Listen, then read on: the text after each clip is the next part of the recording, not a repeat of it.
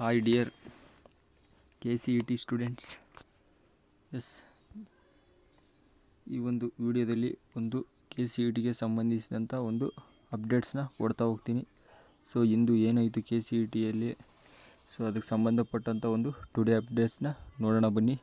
ಅದಕ್ಕೂ ಮುನ್ನ ನಮ್ಮ ಚಾನಲ್ನ ಸಬ್ಸ್ಕ್ರೈಬ್ ಆಗಿಲ್ಲ ಅಂದರೆ ದಯವಿಟ್ಟು ಒಂದು ಸಬ್ಸ್ಕ್ರೈಬ್ ಮಾಡ್ಕೊಳ್ಳಿ. ಈ KCETಗೆ ಸಂಬಂಧಿಸಿದಂತೆ ಮುಂದೆ ಏನೇ ಮಾಹಿತಿ ಬಂದರೂ ಇಮಿಡಿಯೇಟ್ಲಿ ನಾವು ನಿಮಗೆ ತಲುಪಿಸೋ ಕೆಲಸ ಮಾಡ್ತಾಯಿದ್ದೀವಿ. ಸೊ ದಯವಿಟ್ಟು ಸಬ್ಸ್ಕ್ರೈಬ್ ಆಗಲಿಲ್ಲ ಅಂದರೆ ದಯವಿಟ್ಟು ಸಬ್ಸ್ಕ್ರೈಬ್ ಹಾಕೊಂಡು ನೋಡಿ. ಎಸ್, ನಿಮ್ಮ ಫ್ರೆಂಡ್ಸ್ಗೆಲ್ಲರಿಗೂ ಶೇರ್ ಮಾಡಿ. ಎಸ್, ಮೊದಲಿಗೆ ಈ ಒಂದು ವಿಡಿಯೋದಲ್ಲಿ ಈ ಒಂದು ಉನ್ನತ ಶಿಕ್ಷಣ ಸಚಿವರಾಗಿರುವಂಥ ಒಂದು ಡಾಕ್ಟರ್ ಎಂ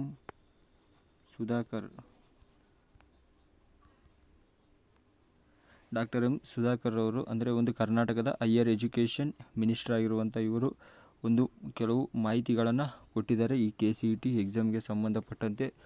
ಸೊ ಅವರು ಏನು ಹೇಳಿದ್ದಾರೆ ಅದನ್ನೆಲ್ಲ ಇವಾಗ ನಾನು ಈ ವಿಡಿಯೋದಲ್ಲಿ ಹೇಳ್ತಾ ಹೋಗ್ತೀನಿ. ಎಲ್ಲೂ ಸ್ಕಿಪ್ ಮಾಡಬೇಡಿ, ಸೊ ಕರೆಕ್ಟಾಗಿ ನೋಡ್ಕೊಳ್ಳಿ. ಎಸ್, ಮೊದಲಿಗೆ ನೋಡಿ, ಮೊದಲಿಗೆ ಒಂದು ಮಾಹಿತಿ ನೋಡಿದರೆ many KCET candidates who took protest at KE office in Malleshwaram, Bengaluru. So ಇನ್ನೂ ಇಂದಿಗೂ ಕೂಡ ಇವತ್ತು ಡೇಟು ಆಲ್ಮೋಸ್ಟ್ 25ನೇ ತಾರೀಕು, 22ರಿಂದ 25ರವರೆಗೂ ಒಂದು ABVP ಒಂದು ಅಖಿಲ ಭಾರತೀಯ ವಿದ್ಯಾರ್ಥಿ ಪರಿಷತ್ ಎಂಬ ಒಂದು ಸಂಘಟನೆ ವಿದ್ಯಾರ್ಥಿಗಳ ಪರವಾಗಿ ಒಂದು KCETಗೆ ಸಂಬಂಧಿಸಿದಂತೆ ಒಂದು ಎಕ್ಸಾಮಲ್ಲಿ ನಡೆದಂಥ ಒಂದು ಗೊಂದಲಗಳನ್ನ ಪರಿಹರಿಸೋಕ್ಕೆ ಇನ್ನೂ ಕೂಡ ಸ್ಟ್ರೈಕ್ ಮಾಡ್ತಾ ಇದೆ. ಸೊ ಇವತ್ತು ಕೂಡ ಅಲ್ಲಿ ಸ್ಟ್ರೈಕ್ ಮಾಡ್ತಾ ಇದ್ದಾರೆ, ಅದು ಇನ್ನೂ ಮುಗ್ದಿಲ್ಲ ಸ್ಟ್ರೈಕ್ ಕೂಡ. ಸೊ ಆಲ್ರೆಡಿ ಈ ಒಂದು ಇದಕ್ಕೆ ಸಂಬಂಧಪಟ್ಟಂಥ ಒಂದು KEA ಡೈರೆಕ್ಟರ್ ಆಗಿರುವಂಥ ರಮ್ಯಾ ಮೇಡಮ್ ಅವರು ಕೂಡ ಕೆಲವೊಂದು ಮಾಹಿತಿನ ಕೊಟ್ಟವ್ರೆ. ಅಪ್ಡೇಟ್ಸ್ ಆಲ್ರೆಡಿ ನಾನು ಒಂದು ವಿಡಿಯೋ ಮಾಡಿಬಿಟ್ಟಿದ್ದೀನಿ ಅವರು ಕೊಟ್ಟಂಥ ಒಂದು ಮಾಹಿತಿನ. ಅದೇ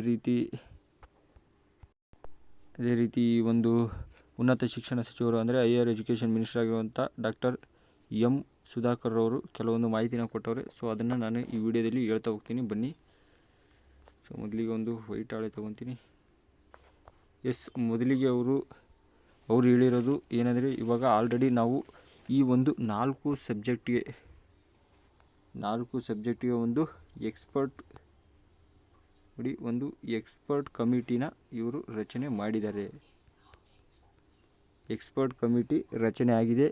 ಸೊ ಎಲ್ಲ ಅವರು ಆಲ್ಮೋಸ್ಟ್ ಇವತ್ತೇ ಲಾಸ್ಟ್ ಡೇಟು ಅವ್ರು ಕೊಟ್ಟಿರೋದು 21ರಿಂದ 25ರವರೆಗೂ ಅಂತ ಹೇಳಿದ್ರು ಎಕ್ಸ್ಪರ್ಟ್ ಕಮಿಟಿಯವರು.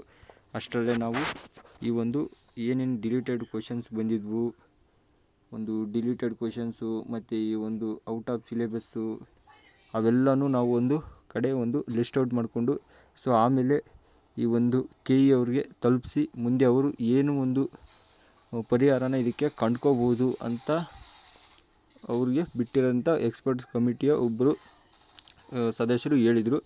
ಸೊ ಇವಾಗ ಅವರು ಆಲ್ಮೋಸ್ಟ್ ಇವಾಗ ಎಲ್ಲ ಕೆಲಸನ ಮುಗಿಸಿದ್ದಾರೆ. ಸೊ 4 ಸಬ್ಜೆಕ್ಟು, ಈ ಒಂದು ಫಿಸಿಕ್ಸು, ಕೆಮಿಸ್ಟ್ರಿ, ಬಯೋ, ಈ ಒಂದು ಮ್ಯಾಥಮೆಟಿಕ್ಸ್, ಈ 4 ಸಬ್ಜೆಕ್ಟಿಂದನೂ ಅವರು ಒಂದು deleted ಪೋರ್ಷನ್ಸ್ನ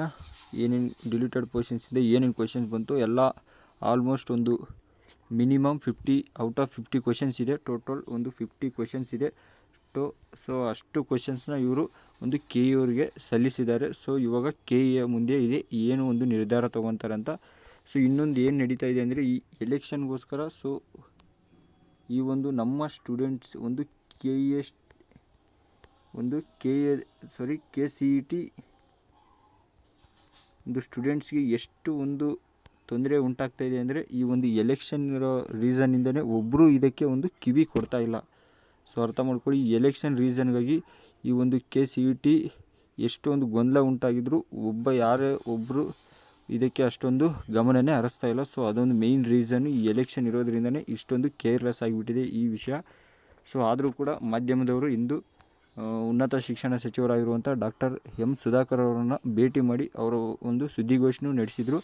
so doctor M Sudhakar ಅವರು ಏನು ಹೇಳಿದ್ರು ಅಂದರೆ, ಸೊ ಅವರು ಅದೇ ಹೇಳಿದ್ದು, ಈ ತಜ್ಞರ ಸಮಿತಿನ ರಚನೆ ಮಾಡಿದ್ವಿ, ಆ ತಜ್ಞರ ಸಮಿತಿ ಇವತ್ತು ಕೊಡ್ತಾರೆ ನಮಗೆ ಲಿಸ್ಟ್ನ. ಸೊ ಇವತ್ತು ನಾವು ಅದನ್ನು ನೋಡಿಕೊಂಡು ಏನು ತೊಗೋಬೋದು ಅಂತ ನಾಳೆ ಇಲ್ಲ ನಾಡಿದ್ದು ಇನ್ನೂ 2-3 ದಿನದಲ್ಲೇ ಇದರ ಸಂಬಂಧ ಪ್ರತಿಯೊಂದು ಹೆಂಗೆ ಬಂದಿದೆ ಕ್ವಶನ್ಸು, ಡಿಲೀಟೆಡ್ ಕ್ವಶನ್ಸ್ ಆಗಿದೆಯಾ, ಸೊ ಎಕ್ಸ್ಪರ್ಟ್ಗಳ ಒಂದು ಸಲಹೆ ತೊಗೊಂಡು ಏನು ಮಾಡ್ಬೋದು, ನಾವು ಒಂದು ಎಕ್ಸಾಮ್ ಮಾಡೋಣ ಅಥವಾ ಒಂದು ಗ್ರೇಸ್ ಮಾರ್ಕ್ಸ್ ಕೊಡೋಣ, ಅಥವಾ ಪಠ್ಯದಲ್ಲಿರೋ ಅಷ್ಟೇ ಕ್ವೆಶನ್ಸ್ ಅಂದರೆ ಒಂದು ಆ ಲೆಸನ್ನಲ್ಲಿರೋ ಅಷ್ಟೇ ಕ್ವೆಶನ್ಸ್ ಪೇಪರಲ್ಲಿ ಬಂದಿದೆಯಲ್ಲ ಅಷ್ಟನ್ನೇ ಮಾತ್ರ ಕನ್ಸಿಡರ್ ಮಾಡೋಣ ರ್ಯಾಂಕಿಗೆ, ಅಥವಾ ಎಲ್ಲ ಕ್ವೆಶನ್ಸ್ ಮಾಡೋಣ ಅಂತ ಅವ್ರನ್ನ ಕೇಳಿ ಹೇಳ್ತೀವಂತ ಈ ಒಂದು ಡಾಕ್ಟರ್ ಎಂ ಸುಧಾಕರ್ ಉನ್ನತ ಶಿಕ್ಷಣ ಸಚಿವರು ಹೇಳಿದ್ದಾರೆ.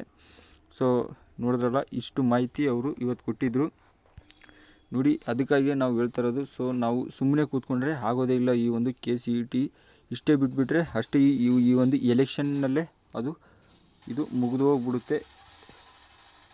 ಸೊ ಈ ಎಲೆಕ್ಷನಲ್ಲೇ ಇದನ್ನು ಫಿನಿಷ್ ಮಾಡಿಬಿಡ್ತಾರೆ. ಸೊ ಅದಕ್ಕಾಗಿ ಇದಕ್ಕೆ ಧ್ವನಿ ಎತ್ತಲೇಬೇಕು ಪ್ರತಿಯೊಬ್ಬರು. ನಾವು ಇದಕ್ಕೆ ಸಂಬಂಧಪಟ್ಟಂತೆ ಹಲವಾರು ವೀಡಿಯೋಗಳನ್ನ ಮಾಡಿ ಬಿಡ್ತಾಯಿದ್ದೀನಿ. ಸೊ ಅದಕ್ಕಾಗಿ ನೀವು ಒಂದು ಕಮೆಂಟ್ ಮಾಡಿ, ಒಂದು ಎಕ್ಸಾಮ್ ಆಗಬೇಕಾ ಅಥವಾ ಗ್ರೇಸ್ ಮಾರ್ಕ್ಸ್ ಬೇಕಂತ ಈ ವಿಡಿಯೋ ಕೆಳಗಡೆ ಕಮೆಂಟ್ ಮಾಡಿ ನಿಮ್ಮೆಲ್ಲ ಸ್ನೇಹಿತರಿಗೂ ಶೇರ್ ಮಾಡಿ. ಹಂಗೆ ಒಂದು ಟ್ವಿಟರಲ್ಲೂ ಅಭಿಯಾನನೂ ಮಾಡಿ. ಸೊ ಒಂದು ಎಕ್ಸಾಮ್ ಆಗಬೇಕು KA. ಸೊ KA ಎಡವಟ್ಟುಗಳು ಒಂದಲ್ಲ ಎರಡಲ್ಲ, ಸೊ ಹಲವಾರು ಪ್ರತಿಯೊಂದು ಎಕ್ಸಾಮ್ ನಡೆಸುವಾಗಲೂ ಒಂದು ಎಡವಟ್ಟಾಗೇ ಆಗುತ್ತೆ. ಸೊ ಅದಕ್ಕಾಗಿ ಅವ್ರನ್ನೇ ಒಂದು ಗಮನಕ್ಕೆ ತರಬೇಕು ಇದನ್ನು ಫುಲ್ಲು, ಏನೋ ಒಂದು ವಿದ್ಯಾರ್ಥಿಗಳಿಗೆ ಒಳ್ಳೆಯದಾಗೋ ದೃಷ್ಟಿಯಿಂದ. ಯಾಕಂದರೆ ಒಂದು KCET ಅಂದ್ರೇ ಈ ಎಕ್ಸಾಮು ನೋಡಿ, KCET ಒಂದು ವಿದ್ಯಾರ್ಥಿಯ ಒಂದು ಮಹತ್ತರ ಘಟ್ಟ. ಸೊ ಜೀವನದಲ್ಲಿ ಒಂದು ಮಹತ್ತರ ಘಟ್ಟನೇ ಇದು ಅನುಭವಿಸುತ್ತೆ. ಈ ಒಂದು ರ್ಯಾಂಕಿಂಗ್ ಇದರಿಂದನೇ ಅವರೊಂದು ಮೆಡಿಕಲ್ ಫೀಲ್ಡು, ಒಂದು ಅಗ್ರಿಕಲ್ಚರು, ಒಂದು ಇಂಜಿನಿಯರಿಂಗು, ಹಲವಾರು ಫೀಲ್ಡಿಗೆ ಹೋಗ್ತಾರೆ ಸ್ಟೂಡೆಂಟ್ಸು. ಸೊ ಇದೇ ಹಿಂಗಾಗ್ಬಿಟ್ರೆ ಅವ್ರಿಗೆ ಮುಂದೆ ಡೆಫಿನೆಟ್ಲಿ ತುಂಬ ರಿಸ್ಕ್ ಆಗುತ್ತೆ. ಅದಕ್ಕಾಗಿ ಎಲ್ಲ ಸ್ಟೂಡೆಂಟ್ಸ್ಗೂ ಒಂದು ಶೇರ್ ಮಾಡಿ ಈ ವಿಡಿಯೋನ, ಅವ್ರಿಗೆಲ್ಲರಿಗೂ ಇದರೊಂದು ಮಾಹಿತಿ ತಿಳಿಸಿ. ಸೊ ಆದಷ್ಟು ಈ ಸೋಷಿಯಲ್ ಮೀಡಿಯಾನೇ ನಮಗೆ ಒಂದು ಅಸ್ತ್ರ ಇರೋದು. ಸೊ ಇದ್ರ ಮೂಲಕ ನಾವು ಯೂಸ್ ಮಾಡ್ಕೋಬೇಕು ಯಾವ ಥರ ಅಂತಲೂ. ಸೊ ಇದರಿಂದನೇ ಒಂದು KA ಅವ್ರಿಗೂ ತಲುಪಿಸಿ ವಿಡಿಯೋನ.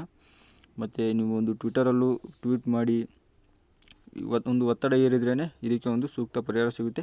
ಸೊ ಇವಾಗ ಡಾಕ್ಟರ್ ಎಂ ಸುಧಾಕರ್ ಅವರು ಹೇಳಿದ ಪ್ರಕಾರ ಇನ್ನೂ 2 or 3 ಡೇಸಲ್ಲೇ ಅವರು ಇವಾಗ ನಾಳೆ ಈ ಒಂದು ಬೆಂಗಳೂರು ದಕ್ಷಿಣದ ಒಂದು ಎಲೆಕ್ಷನ್ ಮುಗಿಯುತ್ತೆ. ಸೊ ಉತ್ತರ ಇನ್ನೂ 7ನೇ ತಾರೀಕಿದೆ.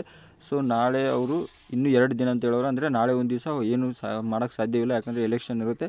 ಸೊ ನಾಡಿದ್ದಂದರೆ 27 ಮತ್ತು 28, 29 ಈ 3 ಡೇಟ್ ಒಳಗಡೆ ಅವರು ಏನೋ ಹೇಳ್ತೀವಿ ಅಂತ ಹೇಳಿದ್ದಾರೆ. ಸೊ ಇದ್ರಿಗೆ ಸಂಬಂಧಪಟ್ಟಂತೆ ಅವರು ಬಿಗ್ ಮಾಹಿತಿನ ಕೊಡ್ತೀವಿ ಅಂತ ಹೇಳೋರು. ಈ 3 ಡೇಟಲ್ಲಿ ಏನು 27, 28, 29ರಲ್ಲಿ ಕಾದು ನೋಡೋಣ. ಸೊ 29ಕ್ಕೆ ತುಂಬ ಹೋಪ್ ಇದೆ, ಯಾಕಂದರೆ ಅವರು ಸೋಮವಾರ ಬಿಡೋ ಎಲ್ಲ ಒಂದು ಲಕ್ಷಣಗಳಿದೆ, ಏನು ಮಾಹಿತಿ ಏನು ನಿರ್ಧಾರ ತೊಗೊಂಡಿದ್ದಾರೆ ಅಂತ. ಸೊ ಈ ಒಂದು KA ಡೈರೆಕ್ಟರ್ ಅಂತ ರಮ್ಯಾ ಮೇಡಮ್ ಅವರು ಕೂಡ 29 ಹೇಳಿದ್ದಾರೆ. ಸೊ ನೋಡೋಣ ಏನಾಗುತ್ತಂತ. ನೋಡಿದ್ರೆ ಪೂರ್ತಿ ವಿಡಿಯೋ ನಿಮ್ಮೆಲ್ಲ ಸ್ನೇಹಿತರು ಶೇರ್ ಮಾಡಿ. ಮತ್ತೇನೋ ಡೌಟ್ಸ್ ಇದ್ರೂ ನನಗೆ ಕಮೆಂಟ್ ಮಾಡಿ ತಿಳಿಸಿ. ಮುಂದಿನ ವಿಡಿಯೋದಲ್ಲಿ ಸಿಗ್ತೀನಿ. Thank you for watching.